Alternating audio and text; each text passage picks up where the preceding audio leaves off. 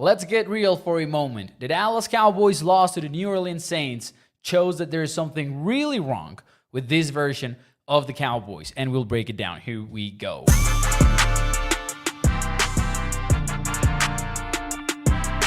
What is up, everyone, and welcome to A to Z Sports Dallas Primetime. I am your host, Mauricio Rodriguez, streaming with you live every Sunday and Thursday night at 8 p.m. Central, and catching up with you Monday, Tuesday, and Wednesday with quick-hitting videos. Welcome, everyone, into the show. Tough Sunday. Tough Sunday for everybody, huh?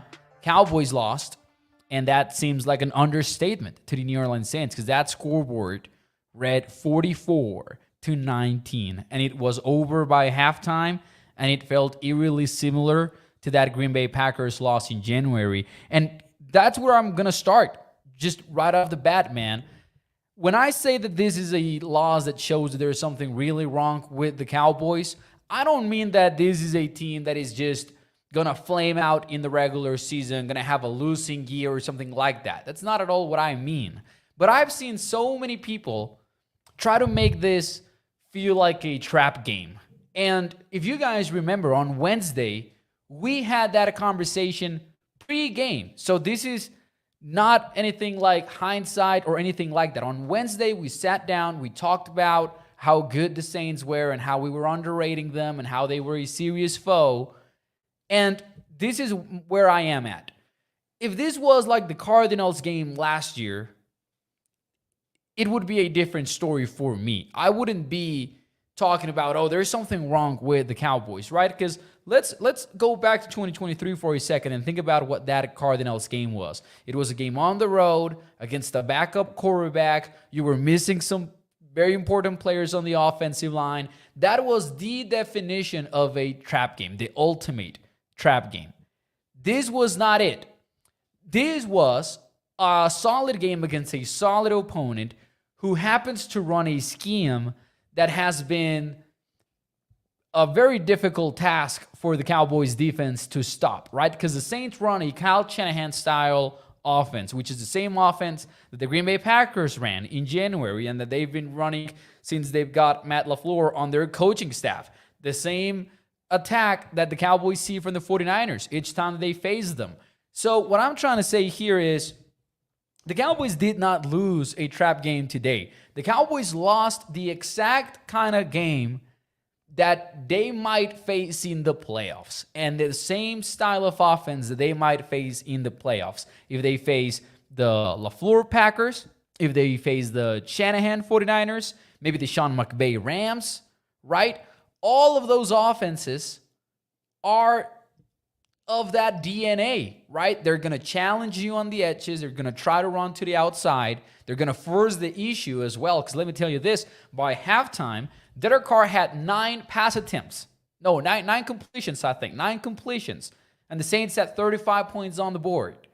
That was just a very, very disappointing game for me. And I think you got to go back to the drawing board and be like, okay, do the Cowboys know, or can they stop a Kyle Shanahan-style offense, which was supposed to be the major upgrade at defensive coordinator, right? When we talk about Mike Zimmer taking over the defense over Dan Quinn, and we talk about potential improvements all offseason long, we've been talking about, well, Mike Zimmer might have answers for a Shanahan-style offense, something that we didn't really see with Dan Quinn.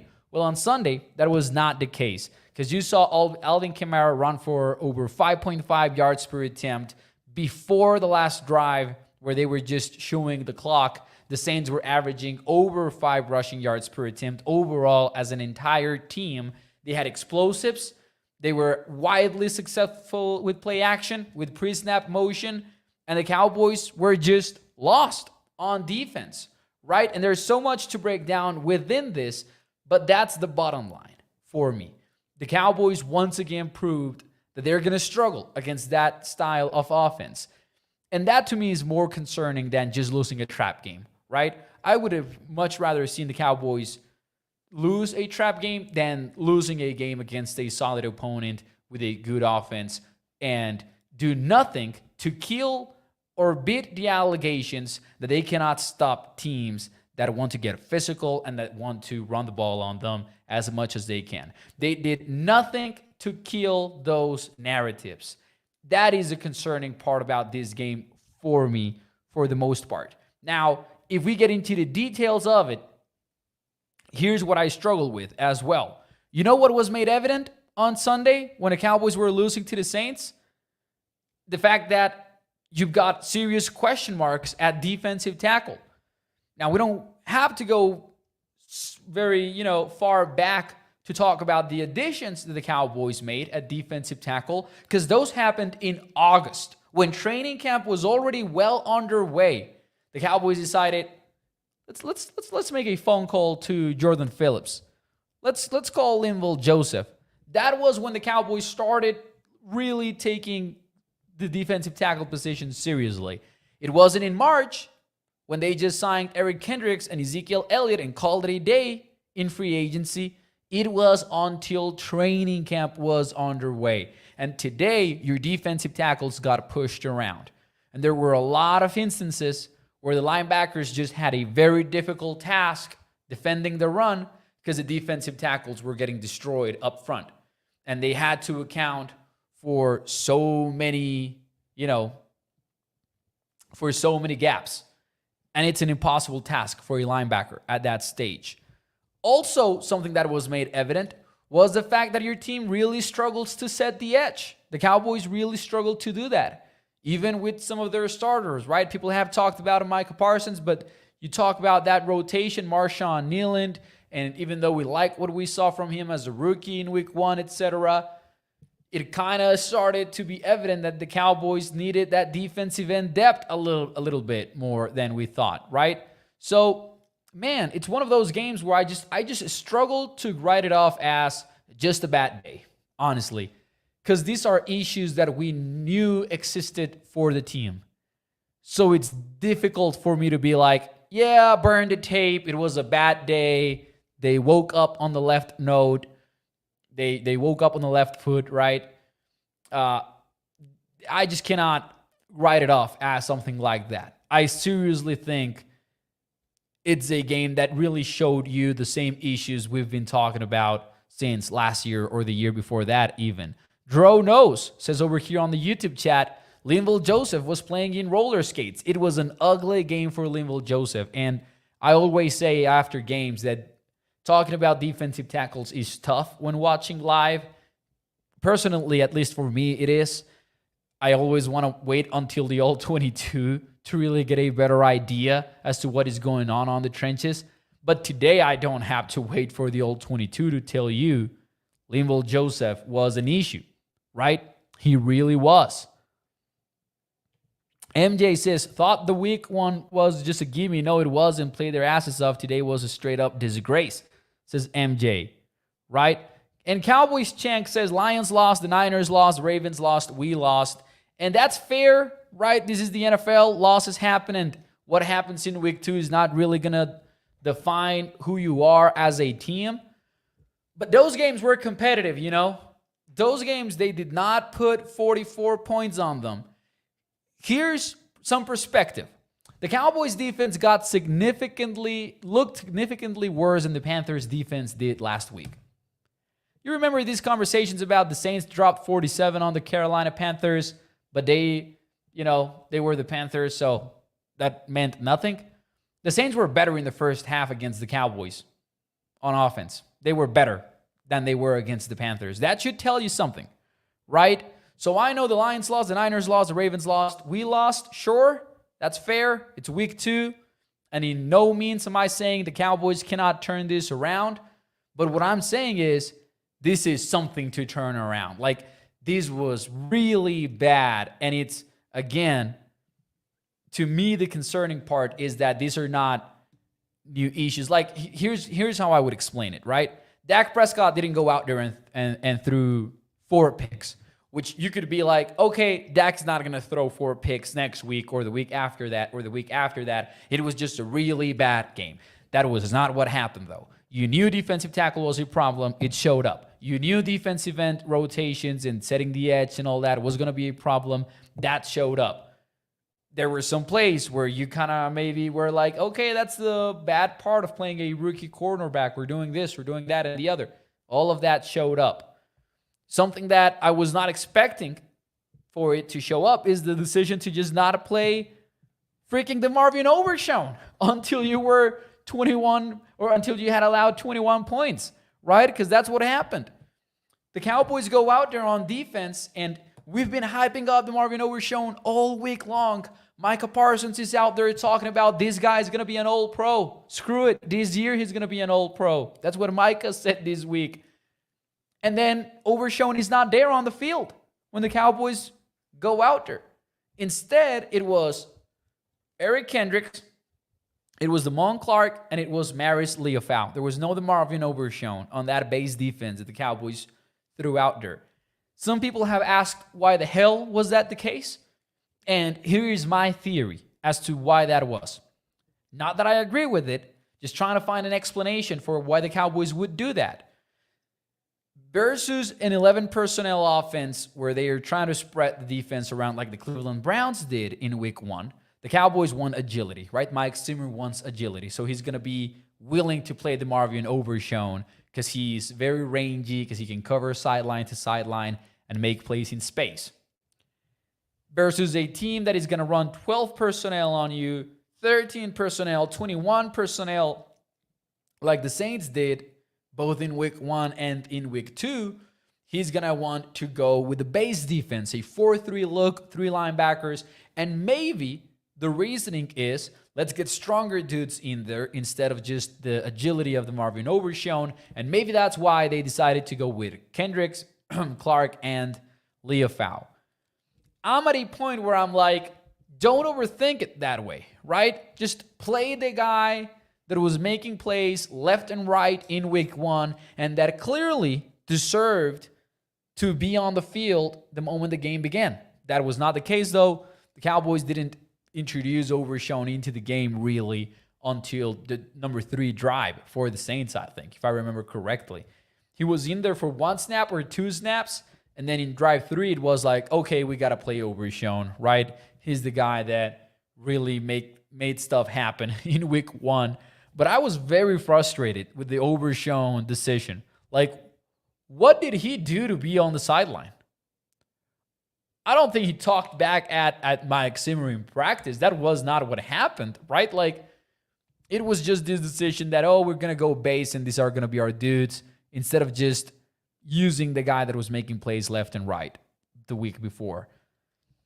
I think it's concerning as well, and I'll look at the comments here in a moment, and then we'll talk about the offense, and we'll talk about some other stuff. But I will also say this, like, it's concerning for me that in both the Packers game and now and in the Buffalo game, and I bring these games up because it's important, because these is the games where the Cowboys have really struggled, and they all have some common themes, right? We talked about the Cowboys being very unable to stop the run. We've talked about the Cowboys this and that and the other. One of the things that keeps coming back up is there is nothing that the Cowboys defense does better than rush the passer. But it's in these kind of games where that doesn't even seem to matter, right? Like the Cowboys don't even get the opportunity to rush the passer. 17 dropbacks, I think, was the number for Derek Carr on Sunday.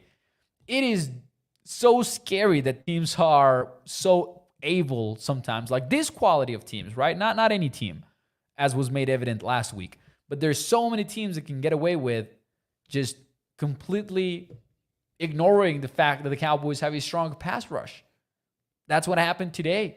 And that is frustrating as hell. And it was one of those games where I'm really looking forward to, I mean, maybe really looking forward is an overstatement given the game that I'm going to be watching. But when the All-22 comes out, one of the big things that I'm going to be zeroing in on is, okay, how did they use Micah, right? Because you know me, I've talked about the Micah Parsons usage under Mike Zimmer a whole lot since he was hired, because I know it's a debate that Cowboys Nation loves to partake on. Should he play the defensive line always? Should he play some at linebacker? Should he do this? Should he do that?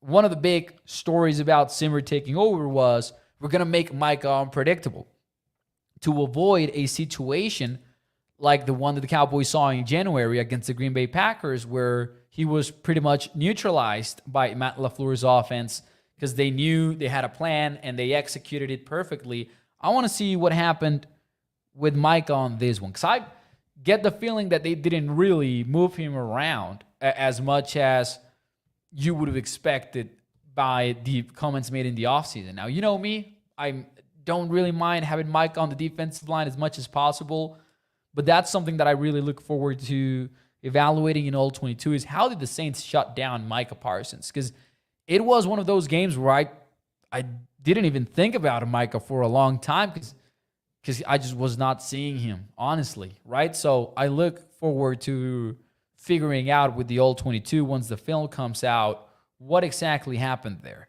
But anyways, let me look at some of your comments here before we continue. Man, Dro says, what the hell was Malik Hooker and Donovan Wilson doing? They gave up too many plays. Man, that was one of those games where, one of those plays, with Derek Carr just splitting the safeties, deep throw to Shaheed, and it was just, as Dro says, what were they doing, right? The safeties, because obviously they're playing middle of the field open, so it's split field coverage. You got one safety playing a deep half, another safety playing the other deep half, and just Shaheed just really speeds past them. It's a great route. It's a great throw, honestly. But man, you expect more from your safeties, of course. You expect more of them. Donovan Wilson is going to be talked about a lot this week. You're going to see that from a lot of creators, from a lot of media members. I thought Donovan Wilson had an excellent week 1. Week 2, there were a lot of issues, right, that we're going to be discussing throughout the week. And people are going to start talking about Juan J. Thomas, right? People are going to start talking about, I think it's going to be mostly about Thomas. By the way, speaking of Juan J. Thomas, I was surprised at this too. Pesky says, why was Thomas returning? He was needed at safety. I was surprised at Juan J. Thomas fielding those kick returns, honestly, as well. Because Deuce Vaughn is active and all that. I was surprised at that decision too.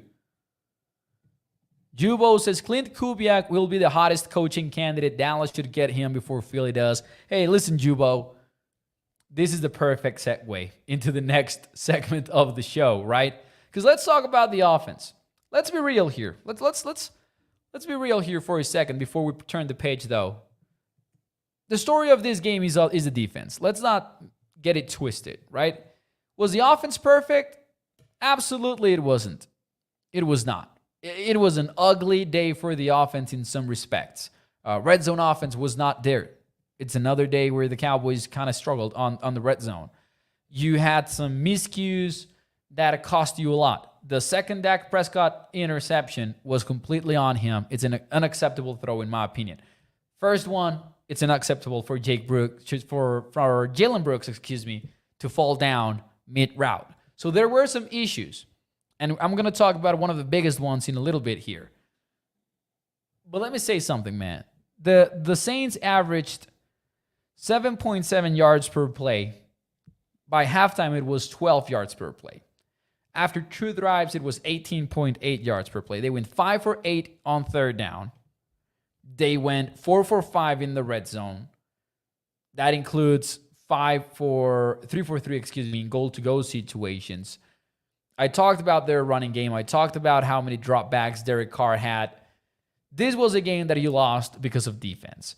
And for a long time, I've talked about the Packers game along the lines of, the defense was bad, but also Dak Prescott put them in a little bit of a bad spot with those picks.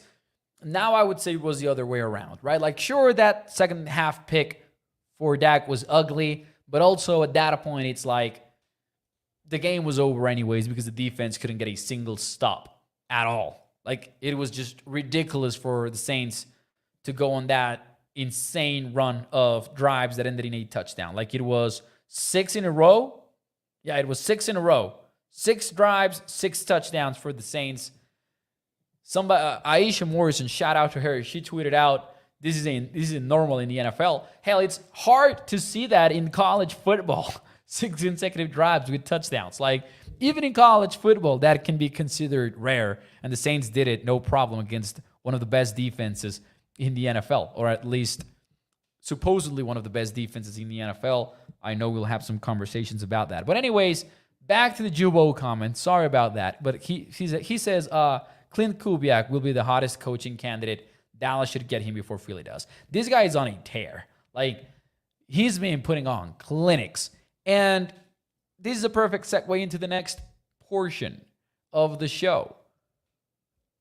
What are we doing with the run game? Like, really? And it's so frustrating to watch the opponent do all of this crazy stuff with the run game and knowing that the next time that the Cowboys get the ball, they're just going to run it right up the gut. Inside zone, duo, whatever the concept is, they're just going to run it up the gut. They're not going to run outside. They're not going to get creative. If they do get creative, it's like on an end around or a jet sweep. By the way, that Brandon Cooks end around looked insanely promising right before Jalen Brooks missed his block and Brandon Cooks was tackled for a loss, 3 yards.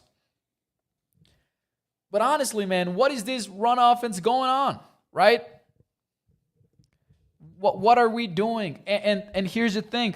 I talked about we already knowing that the Cowboys' run defense once it was a problem, and this feeling like confirmation that it's still a problem even under Mike Zimmer.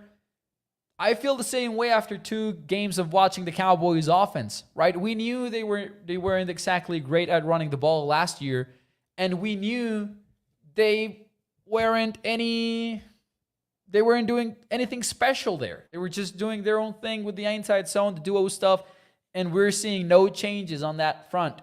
And I don't think that Brian Schottenheimer and Mike Zimmer are going to be like halfway through the year and being like, hey, you know what? What if we change the running offense? I don't think that's going to happen, honestly. It's a tough thing to do mid-season, man. It really is. It's tougher than what the Cowboys did last year when they revamped the passing game. Because with the passing game, what it felt like was like everything that they needed was already on the playbook. They just started doing it more and more, right? So it was about play selection and all that. With the Cowboys, it feels like this is it. This is what we installed in the offseason. Good luck, right? They're not going to... You cannot decide to be a wide zone team halfway through the year. It's very difficult to decide, we're now a motion team. We're now going to do a ton of shifts and pre-snap motion and this and that and the other to run the ball. It's tough to do mid-season because first and foremost, it all has to be tied into what you do in the passing game. But here's a quote from Rico Dowdle, ladies and gentlemen. Shout out to Nick Harris for making this question and tweeting it out on the Twitter. But let me search it very quickly. I want to read you the exact tweet. Shout out to Nick Harris and congratulations to him for being with the Fort Worth Star Telegram. He's awesome. Nick tweeted out, when asked what the identity for the running back room is through 2 games, Cowboys running back Rico Dowdle was honest. I wouldn't say right now, I wouldn't really have an answer for that question. You know what this reminds me of? It reminds me of CeeDee Lamb last year after the 49ers game being asked about the identity of the team, of the Cowboys offense, and Lamb said, I don't know. That's what Rico Dowdle told you. What is the identity of the running offense? He said, I don't know. That is basically your starting running back. And he doesn't know what the identity is for the Cowboys running offense. I'm just going to sit here in silence for a while after saying that. It is concerning. It is a major problem for your running back to be like, to not even have a vanilla made up answer where he's like, we want to be physical, right? We want to pound the rock and we want to wear defenses down. He could have said something like that. The response, though, was, I don't know. And this is not me knocking Rico Dowdle at all. Like, he's just the messenger. But at the end of the day, the truth is what we see on that TV, and we're like, what are they doing offensively with the run game? Maybe the players look at it the same, right? Maybe the players are like, what are we doing with the run game? Why are we still doing this? It doesn't work. Man, it's tough. It's tough. Indiana says, I saw so many people after that Browns game being out of touch. It took them moments to bring them to reality. It took 1 week to bring everyone to reality. Here's the thing about that Browns team. And it's not about Deshaun Watson being bad. I mean, partly it is, of course. But they just were running 11 personnel, 3 wide receivers, spread offense. It wasn't a Shanahan-esque offense. This was, right? So that's where the difference really comes for me. Brian says, we cannot run the ball or stop the run. It is hard to compete in the NFL like that. And that is very, very true. Because the Saints were awesome on third down, but also the Saints didn't have that many third downs, right? Cowboys had 13, the Saints had 8, and most of them were like 3rd and nothing, right? They could just run the ball and have Alvin Kamara be insane. Oh boy. Now, speaking of the Cowboys running offense, very odd about Ezekiel Elliott, like the way that he was used. I'm not against testing Deuce Vaughn out and trying to figure out if he could be a part of the 1-2 punch that the Cowboys want going on in their running back committee. But it was very surprising for me to see Zeke not get a touch until late in the first quarter, right? Like it was Rico Dowdle, and then they had this formation where they had Kevontae Turpin on one side of Dak Prescott and Deuce Vaughn to the other. And I'm going to tell you something. I'm intrigued about seeing more of that. Like I want to see if that can work, but also that felt like the Cowboys trying to come up with answers for not having Jake Ferguson in there, right? Where they're like, we need a creative set. Like, do you remember who was missing back when the Cowboys played the Bears and somebody was missing? And I'm trying to remember who it was, but somebody important was missing on that game. And it was against the Bears. And the Cowboys were playing like CD in the backfield. And they were doing some weird sets where they had 3 tight ends, I believe, on the field. And it was some weird, when Kellen Moore was still around, so that was 2 years ago at least. And this felt like that to me, right? Where the Cowboys were like, we don't have a solid number 2 tight end, so we'll just run 10 personnel and try to get away with it. And the Cowboys were trying that for a moment, and I'm not against it at all. But it was weird to see Ezekiel Elliott kind of relegated until later in the game. That was weird for me, at least. Now, passing offense-wise, CD and Dak had at least one moment where they were just not on the same page, right? Dak had CD open for the touchdown, right, over the seam. CD's kind of leaning inside. Prescott is targeting the outside shoulder. That ball hits the ground. And a lot has been made about the Cowboys not having CD around for training camp. And when you get those kind of moments, it's inevitable for those thoughts to come back to us, right? Where you're like, did they not connect there because CD was not around on training camp, right? That kind of stuff is like always there, present when there are mistakes like that. Dak Prescott said that they had to make up for that time. And it's like, well, yeah, that is true. At that point, the game was far from over, right? It was, I think, 21-6. So that would have cut down the Saints' lead to a 1-possession lead. So it was a significant play in the game, in my view. Some missed opportunities, man, in that red zone. Some other random notes that I have here on my notebook. There was a 4th and 4 where the Cowboys target Brevin Spanford. Man, what? Like, I like Spanford. I don't have anything against Spanford. But you're on 4th and 4. Gotta have it at play. Like, absolutely gotta have it at play. And you cannot find a way to get the ball. Forget about CeeDee Lamb. I understand being like, okay, they're going to bracket CeeDee. There's no way we can get it to CeeDee. Let's catch them off guard. Let's go look for Brandon Cooks, right? Heck, let's go look for Jalen Tolbert, who at least is in his 3rd year in the NFL. Or you know what? Let's have Dak Prescott run it on a QB draw, something like that, right? But you're targeting the undrafted rookie that if it wasn't for a Jake Ferguson injury and maybe even a John Stevens injury, he would be maybe a healthy scratch. I didn't like that at all. I was like, man, come on, bro.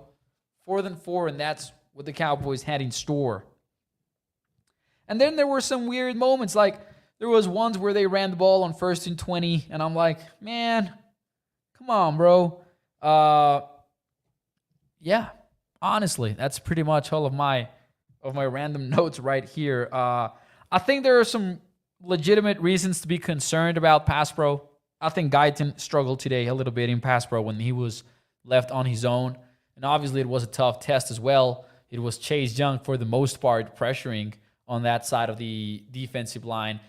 Terrence Steele had at least a couple of rough moments in pass pro. There was the 3rd down sack, and then there was another 3rd down where Dak is running to the right, and he kind of gets away from the pressure.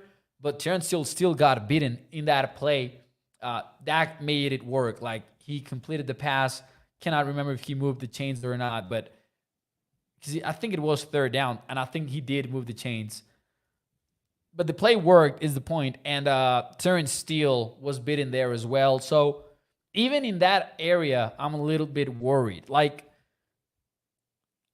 I think a lot of what is wrong with the team was evidenced on today's game. And sure, it was a bad day. Sure, it's not going to be wrong every single week. But it was one of those games where you're like, yeah, this is a problem. And these are the same kind of problems that we've been talking about since last year. Mike McCarthy talked to the media afterwards, obviously, and he had a quote along the lines, and I'm paraphrasing here, but he had a quote along the lines of, this is one team, last year's was another team. And sure, that is true to a point, right? Like, let's talk about it. So this is another team, sure, but who did you add in free agency? You added Zeke, you added Eric Kendricks. I'll give you that. Eric Kendricks was an upgrade. Zeke, not really. Like, not over Tony Pollard, at least in my view. Not an upgrade. You're starting Tyler Guyton, a rookie. You're starting Cooper Beebe, another rookie. You're starting Kalen Carson, another rookie. And sure, I'll give them the benefit of the doubt. They're playing decent. They have upside, one of the two at least. And other than that, it's pretty much the same team, right? The playmakers are basically the same team. Your edge rushers are the same.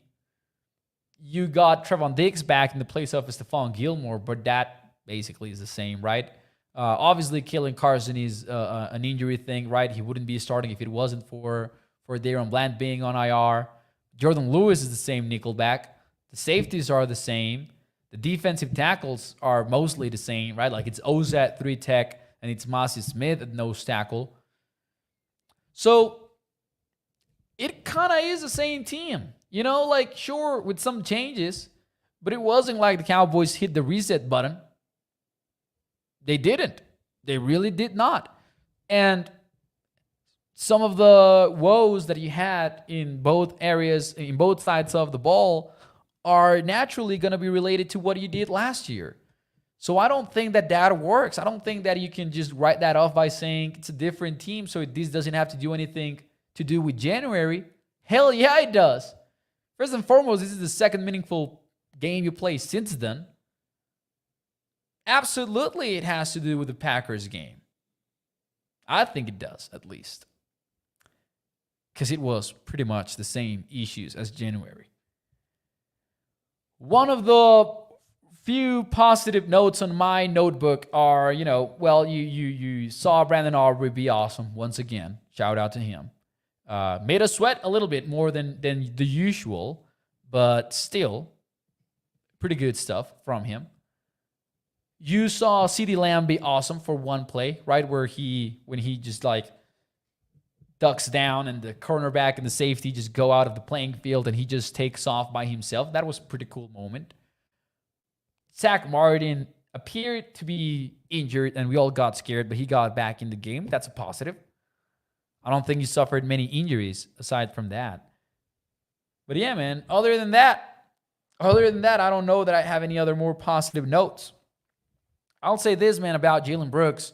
I do wonder about Ryan Flournoy being on that inactive list 2 consecutive weeks. Wrote about this for A to Z Sports. It might be time to rethink that Ryan Flournoy decision, that approach where you've got him on the inactive list as a healthy scratch. It might be time for involving him a little bit and see what he's got. I think. Man, absolutely insane. Anyways, ladies and gentlemen, some more comments before we get out of here. Cannot get to the QB, says Indiana. And they really didn't. And they had very few opportunities to even do so, which is the most frustrating part. Anthony says, had a rookie left tackle, so the lack of pressure was disappointing to say the least. Oh, yeah, absolutely. Like, Talius Fuaga was an issue in pass pro versus the Panthers. I thought they were going to exploit that matchup a little bit more, but that's a big part of my point. Like, man, they didn't have to throw the ball a lot. Like, it was, and when they did, they were throwing the ball a lot on early downs as well, so the Cowboys just didn't have a whole lot of opportunities to really pin their ears back and go at the QB. They were always behind the 8 ball, basically. Always. Every single step of the way, they were behind the 8 ball, and that's a tough way to play football. Man. MJ says the whole run, pass thing didn't get the job done, and play calling is going to be under the microscope when the All-22 comes out. I agree. Oh, man, let's have a good Sunday night if we can, of course. Sonny says Lamar Jackson probably going to run the ball all over them. Shake my head. That matchup intrigues me. I'm not going to make any early predictions so far, but they don't really run a Shanahan-style offense. So, ironically, they might end up playing better against the Ravens, who, by the way, are off to an 0-2 start, which is insane. But anyways, they lost to the Raiders, which is weird as hell. Man. Let's try to go out there and have a good rest of our Sunday night, huh? Hit the like button for me if you enjoyed the content. That helps out a lot. And I will see you tomorrow. Remember, you've got the morning show with Skywalker Steel. We catch up with each other Monday, Tuesday, and Wednesdays with quick hitting videos. We'll be back live at 8 p.m. Central next Thursday night. Cowboys lost a tough one, man, but the season is a long one. So there's always hope. The Cowboys got a lot to work on as we move forward to week 3. And the Cowboys hosting the Baltimore Ravens on what should be a very complicated game. Ladies and gentlemen, bye-bye. Hit the like button for me.